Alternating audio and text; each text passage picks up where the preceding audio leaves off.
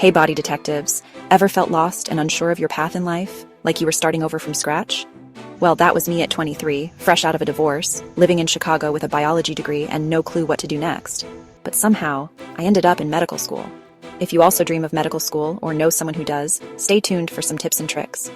Join me as I share my unconventional journey, the challenges I faced, and the lessons I learned along the way. I hope this will inspire you to write your own story and share your truth too. This one's for all the late bloomers and those who dare to dream big. So, picture this. 23 years old, recently divorced, and feeling like a fish out of water in Chicago. I had a biology degree from the University of California, but no clear career path in mind. I'd always loved science and helping people, so I thought about becoming a high school teacher or a nurse. But with no family members who had gone to graduate school, the whole process seemed daunting and unfamiliar. One day, I decided to visit the UIC campus to inquire about their nursing program. But when I found out I'd need another year of college after just finishing paying off my student loans, I hit the pause button. My stomach hurt thinking of more debt. Something didn't feel quite right. I needed more information, more options, more time to think. How to get started? When do you know? In the background of all this, I was a bartender on Michigan Avenue, slinging cocktails and chatting up a diverse crowd of professionals. I had waitressed for years and then took a bartending class in a loud, smoke-filled bartending school on the south side of Chicago. The instructor, Al, had recommended me for the job, and I was grateful. It was actually a pretty cool gig, and I was becoming more outgoing by the shift. I got to meet people from all walks of life: lawyers, bankers, artists, even a few doctors. And in between shaking martinis, making garnishes, and pouring wine, I started picking their brains about their career paths, interviewing them gently as they had a good time. Pro tip: most people love talking about their successes, but tend to leave out the messy parts. Regardless, this high-end bar was a treasure trove of professionals, some more helpful than others, all with a story to tell. How did they end up where they were? What did they like about their jobs? What advice would they give to someone starting out? And you know what? The good, the bad, and the ugly came forward. This was before internet forums or message boards, but I could see with my eyes if people were who they said they were. It was like having a free mentorship program right there at the bar. If you're doing what seems like a temporary job, you can still find ways to learn and grow. Keep listening for how I pushed forward. On one of my days off, I decided to take things a step further. I headed to a bookstore and picked up a stack of books on different career paths: law, business, medicine, even teaching. And of course, I grabbed those intimidating test prep books for the GRE, LSAT, and MCAT. Hey, I figured it couldn't hurt to explore all my options, right? The more I learned about different careers, the more I realized that medicine offered a unique combination of intellectual challenge, human connection, and the opportunity to make a real difference in people's lives. It started to feel like the perfect fit for my skills and interests. But how was being a doctor different from other medical careers? I knew I needed a better explanation than, "I want to help people." I needed a deeper why. To get a better feel for the medical field, I started volunteering at a major hospital downtown during the day since my bartending shifts were mostly at night. It was an eye-opening experience. I got to observe all sorts of healthcare roles: nurses, technicians, therapists, chaplains, and of course, doctors. As I watched the healthcare teams in action, I noticed something interesting. The doctors were often the leaders, the ones making the key decisions and guiding the overall care plan. And deep down, I realized that's what I wanted to be: the leader, the one with the knowledge and expertise to direct the care of many different cases. Now I wasn't sure if I could actually become a doctor. The odds were not in my favor. I had a bachelor's degree, a bartending job, and a year volunteering at a hospital. And so what? It seemed like a long shot, a dream just out of my reach. Wasn't graduate school for rich people? I had no family to help. I knew I had certain strengths that could help me succeed. I loved connecting with people and had a knack for communication. I genuinely cared about people's well-being and wanted to make a difference. I was strong in math and science, and I enjoyed the challenge of learning new things. I was willing to work hard and put in the effort towards unfamiliar and scary goals, and most importantly, I had a deep love for education and a thirst for knowledge. These strengths, I realized, could be the foundation for a successful career in medicine. And that realization gave me the confidence to move forward. If I had a place in medicine, it had to fit my authentic self. I couldn't go in pretending to be something I wasn't, and if I couldn't be accepted as myself, as hurtful as that would be, my professional home was elsewhere. I decided to go for it. I had nothing to lose.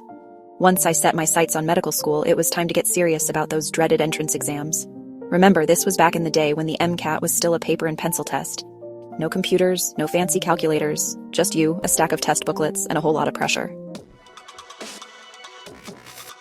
I hopped on the L train and headed to a test prep center downtown. It was conveniently located above a Dunkin' Donuts, which fueled many a study session with coffee and donuts. The center had a bold guarantee: score higher or your money back.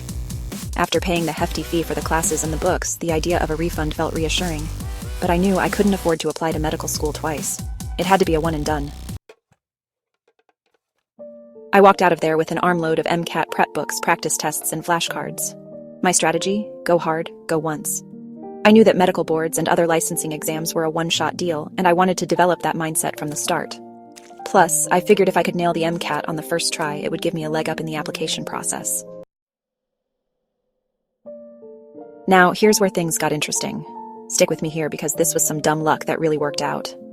One of the instructors at the test prep center was actually a resident at a major medical center in Chicago. And guess what?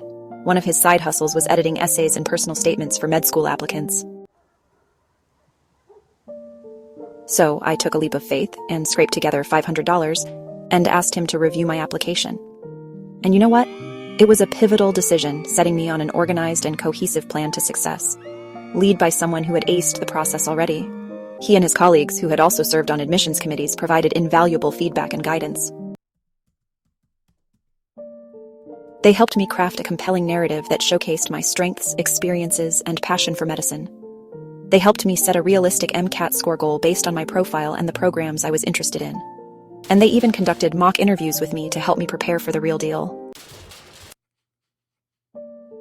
One of the most valuable things they taught me was the importance of having consistent themes throughout my application. They helped me identify the key message I wanted to convey: my resilience, my passion for learning, my commitment to serving others, my willingness to work hard, and weave that message into every aspect of my application, from my personal statement to my letters of recommendation. I was told to lean into my working background and not be ashamed of not deciding sooner, rather to frame this as a decision to thoroughly investigate and be sure before dedicating my life to medicine. Now here's my best advice for anyone tackling the MCAT or any standardized test for that matter. Practice, practice, practice. You have to reach your ideal score long before test day, multiple times. This means full-length practice exams, even though they're painful. Doing short sections of questions is not the same and can give you false security. Figure out how to simulate high-stakes exams as soon as you can. Why? Because it's the best way to simulate the real test day experience and build your stamina. If you've already made your goal score in real-time practice, all you have to do is reproduce that effort, that technique, again. It takes the pressure off, and you can shine. If you are not hitting your goal score, do not take the test until you do. Do not give in to exhaustion or fear or boredom. I had decent grades in college, but I knew that wasn't enough. Every pre-med student has good grades, but not everyone has the discipline and determination to conquer the MCAT. And that's where I focused my energy on mastering the test and proving that I had what it takes to succeed in medical school. Even with my newfound determination, there was still a nagging doubt in the back of my mind. Did I really want to uproot my life and move to a completely new state for medical school? I had grown fond of my little life in Chicago, my cozy downtown apartment, the friendly faces at the corner grocery store, the familiar rhythm of the city. Armed with my great MCAT score, my decent grades from college, a set of cohesive essays and personal statements, and a few $1,000s saved from my bartending tips, I applied to 16 medical schools, most of them in Illinois. After what felt like an eternity, I started receiving interview invitations. 6 schools in total. The first interview was at the school I ultimately ended up attending. And from the moment I stepped onto campus, I felt a sense of belonging. The people were friendly, the atmosphere was welcoming, and I connected with my interviewer on a personal level. The weeks following my interviews were a blur of anticipation and anxiety. I replayed every conversation, every question, every answer in my head, wondering if I had made the right impression. Then, one evening, as I was heading home from work in a taxi, my phone rang. It was the dean of admissions from the first medical school I had interviewed at. My heart pounded as I answered the phone. And then, those life-changing words. "We'd like to offer you a place in our next entering class." Before I sign off, I want to share my top 4 tips for anyone dreaming of a career in medicine, based on my own experience. 1. Explore your options. Don't be afraid to try different things and talk to people in various healthcare fields. You might discover a path you never knew existed. 2. Master the MCAT. This test is a big deal, so put in the time and effort to prepare thoroughly. Practice, practice, practice those full-length exams. 3. Craft a compelling narrative. Your application should tell a cohesive story about your strengths, experiences, and passion for medicine. Seek guidance and feedback to make it shine. 4. Be yourself. Authenticity is key. Don't try to be someone you're not. Don't give answers based on what you think they want. Say what you need to, in a professional way, of course, so they can feel you are genuine. Let your unique personality and passion shine through in your essays and interviews. There's something special about everyone, and this forms the centerpiece of your application. Remember, body detectives, the path to medicine isn't always straightforward. There will be challenges and setbacks along the way. But with hard work, perseverance, and a little bit of self-belief, you can achieve your dreams, no matter how unconventional they might seem. Pop your questions below and don't forget to like and subscribe. Thanks for listening.